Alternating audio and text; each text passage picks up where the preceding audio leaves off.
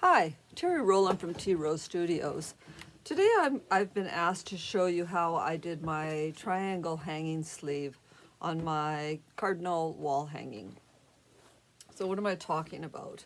This particular little hanging sleeve that I've got right here. I'm going to show you how I did that. First I took a wall hanging and I trimmed it all up, all ready for the binding. Now before I actually add my binding, I'm going to take some squares and make those little triangular shapes that were on the top that you saw before. So I'm going to take a 5-inch square and I'm going to fold it in half diagonally. Now I need 2 of those because those are going to go in my corners. Now all the raw edges are going to line up in the corners. And then I'm going to take the 6-inch square and I'm going to fold it diagonally, and then I'm going to fold it one more time. So now all of the raw edges are along this side.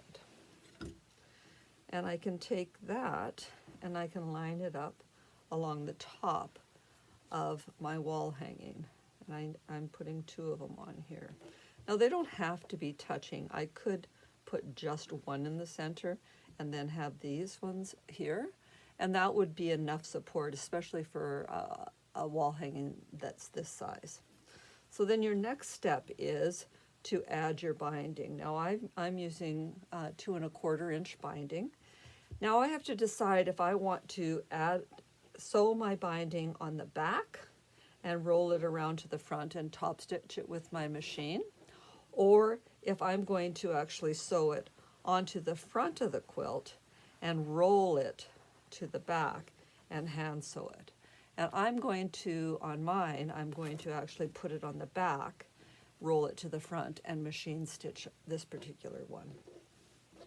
Now I quite often will take and do a bit of a running stitch all the way along the edges of this just to hold it into place. It just makes it a little easier when you're trying to add your binding that this isn't all shifting. So pin it as best you can, and then add your running stitch around the outside edge just to hold it in place.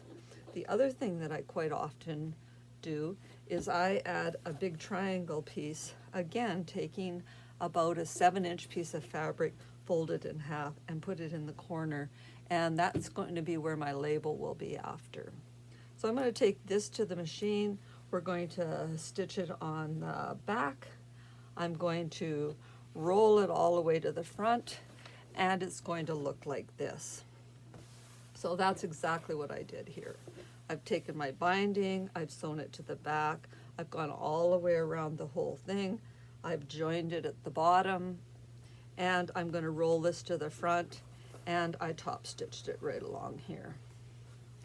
Now the only other thing I need to do to get this ready for our rod is to sew down these little points, and as you can see I've got those sewn down now.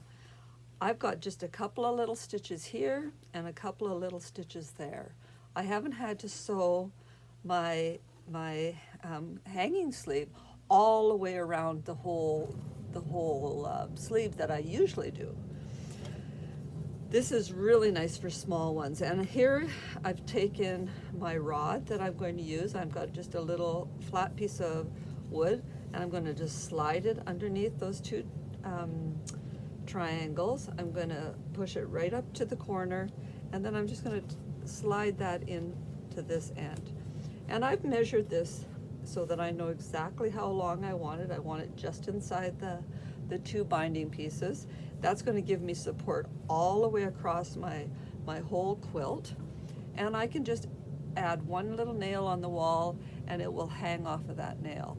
If this was a bigger one, I could put a couple of nails, making sure that they're level. But isn't that a slick little hanging sleeve for a wall hanging?